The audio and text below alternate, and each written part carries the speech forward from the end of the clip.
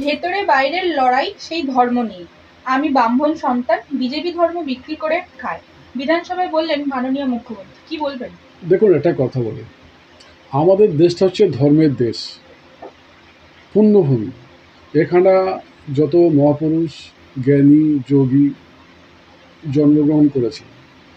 এদেশ যে ধর্ম নিয়ে আলোচনা হবে এটা খুব স্বাভাবিক, কিন্তু দুর্ভাগ্য ব্যাপার যে এই ধর্মটাই হলো, যেমন আমাদের মুক্তির পথ দেখাচ্ছে, এখন এই ধর্মটাই হচ্ছে আমাদের বর্তমান নেতাদের হাতে পড়ে ধর্মটা একটা বড় রাজনীতি হয়ে গেছে। ধর্মের ভিত্তিতে দেশ ভাগ হয়েছে, এটা তো অস্বীকার করা যাবে না, আমাদের ধর্মের ভিত্তিতে দেশ ভাগ হয়েছে। এবং নেতারা প্রত্যেকে কী করে, এই ধর্মের তাসটা সুযোগ বুঝে খেলে। সে মাননীয়া মুখ্যমন্ত্রী বলুন, কংগ্রেস বলুন, সিপিএম বলুন, আর বিজেপি বলুন, ধর্মটা হচ্ছে একটা, কী বলবো, বনে যে হরিণ চলে না, নরম মাংস, সবাই হরিণ মাংস খেতে ভালোবাসে, ঠিক ধর্মটাও তাই। ধর্মটা হলো সবাই সুযোগ মতো এই ধর্মের তাসটা খেলে। এখন ব্যাপার হচ্ছে, মমতা ব্যানার্জি নিজেই যখন বলছেন মাননীয় যে ব্রাহ্মণ পদবী যখন আছে, নিশ্চয়ই উনি ব্রাহ্মণ, এ ব্যাপারে তো অস্বীকার করার উপায় নেই। কিন্তু উনি তো সবচেয়ে বড় সাম্প্রদায়িক। উনি বড় সাম্প্রদায়িক এই জন্যে, উনি দেখবেন যখন ওই বোরখা পরে উনি নামাজ পড়ছেন, তা উনি বোরখা পরে নামাজ পড়ছেন কেন? তো ভোটের জন্যই এটা করছেন।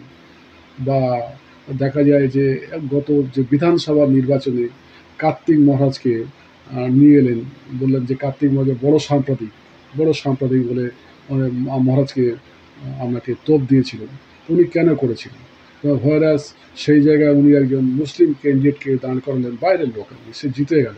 আমি এই প্রসঙ্গে বলে নিই, যে লোকটা বাইরে থেকে এসে, নামটা কি আমি বলতে পারবো না, যিনি জঙ্গিপুর থেকে দাঁড়িয়েছিলেন, তৃণমূল হয়ে জিতলেন, কী নামটা, যাই হোক, মোহাম্মদ ইউনুস পাঠান বহরম থেকে দাঁড়ালেন, তৃণমূল থেকে জিতে গেলেন।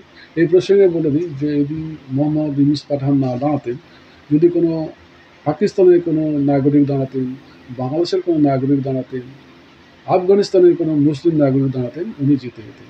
কেন বলুন তো? আমাদের ভোট মেরুকরণ হয়ে গেছে। একদিকে মানে মুসলিম, তারা একজোট হয়ে গেছে, যার ফলে ভোটটা মেরুকরণ হয়ে গেছে। আর ভোটের রাজনীতির মেরুকরণ হলো, মুসলিমরা ইউনাইটেড বাই রিলিজিয়ান, আর হিন্দুরা ডিভাইডেড বাই পলিটিক্স। ওখানে বহরমপুরে তাই হয়েছে, ওরা পলিটিক্স দিয়ে ডিভাইডেড হয়ে গেছে, বিভাজন হয়ে গেছে, আর মুসলিমরা একাট্ট হয়ে, রিলিজিয়ন দিয়ে একাট্ট হয়ে তৃণমূলে ভোট দিয়েছে। এখন প্রত্যেকটা জায়গায় দেখুন, আমরা দিল্লির কথা বলুন না, দিল্লি যে আপ 6টা না 7টা জিতেছে, 6টার সব মুসলিম অধ্যুষিত এলাকায় জিতেছে।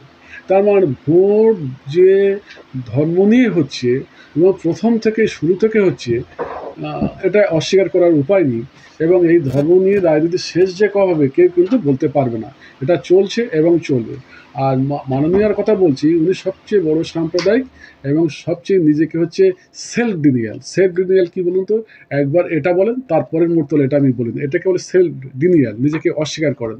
ইনি ক্ষণে ক্ষণে নিজেকে অস্বীকার করেন। কারণটা হলে ভোটের জন্য ইনি করেন, উনি ভাবেন কি যারা জনগণ আমাকে ভোট দেয় তারা খুব দুর্বল স্মৃতি, এবং এদের কিছু বোধশক্তি নেই, এই মনে করেন থাকেন। ইনফ্যাক্ট উনি মনে করাটা খুব যথার্থ বলে মনে করি, কারণ এরকম ধোঁকা দিয়ে উনি জিতে যাচ্ছেন। এটা একটা বড় ক্যালি বলবো। সবাই বলে মাননীয়া খুব বড় রাজনীতিবিদ, আমি মনে করি বড় রাজনীতিবিদ মোটে নয়। আমার চোখে যদি মমতা ব্যানার্জি খুব অ্যানালিসিস করতে বলা হয়, আমি সবচেয়ে মিথ্যুক, সবচেয়ে বেশি ফ্রড, সবচেয়ে বেশি প্রতারক, এবং রাজ্যটাকে যত রকম নিচে নামিয়েছেন। বর্তমান সরকারটা চলছে বাংলাদেশে যে ইন্দু সরকার, যে উপদেষ্টা, তার থেকেও খারাপ পরিস্থিতির মধ্যেই দিয়ে যাচ্ছিল।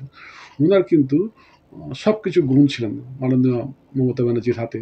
উনি রাজ্যটাকে একটা সুন্দর একটা জায়গা নিয়ে আসতে পারতেন, উনি নিয়ে এসেছিলেনও বটে।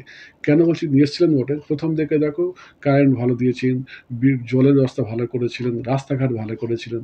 কলকাতায় যখন আসতাম তখন আমরা রবীন্দ্রসঙ্গীত শুনতাম। এমনকি আমরা যখন বাবুঘাট দিয়ে মাঝে মাঝে ওই যে আসি, ওখানে একদিকে গঙ্গা, একদিকে বাবুঘাট, আর তারপরে ওখানে রবীন্দ্রসঙ্গীত, কালেদার চা দোকানে, সে দারুণ একটা উন্মাদনা। সে কোথায় রবীন্দ্রসঙ্গীত চলে গেল, তারপরে ত্রিফলার লাইনে 2 নম্বরি, 1 নম্বরি, 2 নম্বরি, কাটমানি সব চলতে শুরু করলো।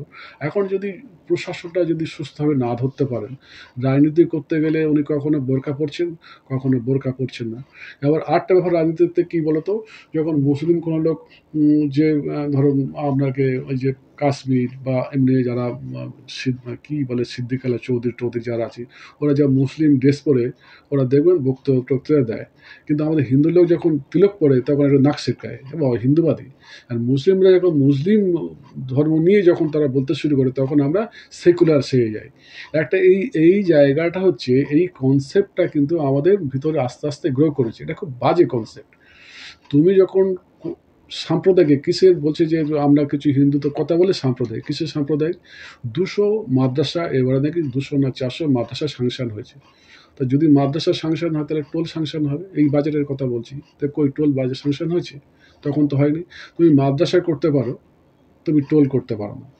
শরৎ পুজো হবে না যেহেতু সরকারি কলেজে, কিন্তু তুমি হজের জন্য তুমি টাকা অনুদান দেবে, যারা হজে যাবে তারা টাকা দেবে।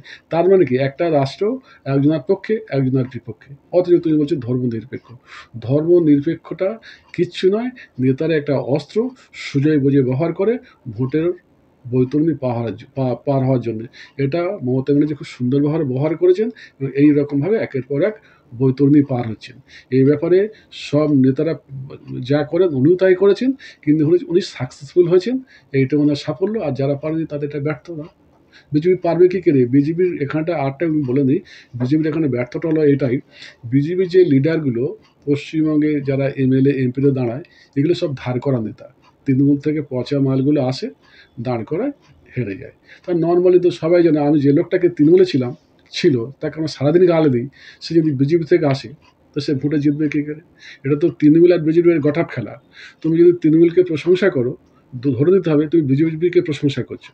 আর তুমি যদি তৃণমূলকে গালি করো, ধরে নিতে হবে তুমি বিজেপিকে গালি করো। ঠিক আছে? কেন বলো? আজকের মুকুল রায়ের কথা বলছি, কখন কোন দল আছে বলো দেখি? কুণাল ঘোষ কখন কোন দিকে আছে বলো দেখি? পার্থ চ্যাটার্জি কখন কোন দিকে আছে বলো দেখি? মানে আমি বুঝতে পারবো না কে কখন কোথায় কোন দলে আছে। যার ফলে কি বলতো, মমতা ব্যানার্জির মাননীয় মমতা ব্যানার্জি সরকারের যে মন্ত্রী, আমি একটাও নাম জানি না গো। ওরা বিখ্যাত হতে পারে, আমার কাছে বিখ্যাত নয়, হয় আমরা গ্রামের লোক, সাধারণ লোক, আমি কিছু মনে করি না কে বিখ্যাত। একটা নাম আমার শুধু মনে থাকে, মমতা ব্যানার্জি, আর বাদ বাকি কেউ মনে হয় না কেউ এরা কেউ গুরুত্বপূর্ণ বলে মনে হয়। কারণ মমতা ব্যানার্জি কাউকে সম্মানও দেন না, ওনার নিজের সম্মানটা শুধুভাবে বড়, আর বাদ বাকি তো ওনার কাউকে তুই তোকারি করে নাম ধরে ডাকে, এগুলো তো ওনার কারো সম্মানই দেয় না। এই মমতা ব্যানার্জির জন্যে আমাদের সারা দেশে মাথা হেঁট হয়ে গেছে। শুধু মাননীয়ার মাথাটা হেঁট হয়নি, মাথা আমাদের রাজ্যবাসী হিসেবে রাজ্যের সব মাথা হেঁট হয়ে গেছে। একটা রাজ্যের মুখ্যমন্ত্রী, তার কত সুন্দর কথা হবে, ডিগনিটি থাকবে, প্রেস্টিজ থাকবে, যার জন্য হচ্ছে তিনি হচ্ছে রাজ্যের মুখ্য এবং মুখ। যার মানে কি আমরা গর্বিত হয়ে যাব যে একটা রাজ্যের মুখ্যমন্ত্রী, যেমন আমরা উড়িষ্যার বিজয় পট্টনায়কে আমরা বলি না যে ভালো মুখ্যমন্ত্রী, আমরা উত্তরপ্রদেশের যোগীকে নিয়ে বলি না ভালো মুখ্যমন্ত্রী। এখানটা কী হয়, একটা ধর্ষণ হলো, ও প্রেগনেন্ট, ওর গায়ে জ্বর, লাফায় আর আছে কি না, এই সমস্ত বলে তাকে খারাপ দিকে নিয়ে গেল। একবার দাঁড়িয়ে বললো না, যারা এসব কাজ করছে তাদের আমরা চূড়ান্ত পানিশমেন্ট দেবো, আইনের আওতায় নিয়ে আসবেন, দ্রুত বিচার ব্যবস্থা করবেন, কড়া মেসেজ দিতে পারেন না উনি? অসুবিধায় কোথায়? বিচার করতে আইন, শুধু উনির একটা সদাত্মক মনোভাব এবং দৃঢ় মনোভাব, এইটুকুর অভাব। তো এখন যারা গভর্নমেন্টকে পরিচালনা করছে, মাননীয় মুখ্যমন্ত্রীর, তারা কেন এই জায়গাটা আসছে না আমি জানি না। আজকে শুনো ভাই, কোনো দল চিরকাল থাকবে না, আজকে যাবে কালকে আসবে। অর্থাৎ মাননীয় মুখ্যমন্ত্রী যে সরকার, নিশ্চয়ই একদিন না একদিন যাবে, কোনো একটা দল আসবে। কিন্তু যাবো যখন আমি হেরেই চলেই যাবো, তাহলে আমি এটা কোনো ইমপ্রেশন করে যাবো, ছাপ রেখে যাবো না, ভালো কাজ করবো না। আর যখন ইতিহাস যদি কলঙ্কিত ইতিহাস হয়, ডাস্টবিনের ইতিহাস তৈরি করে যায়, তাই ইতিহাস ডাস্টবিনই হবে। তুমি যেমন করবে তেমন ফল।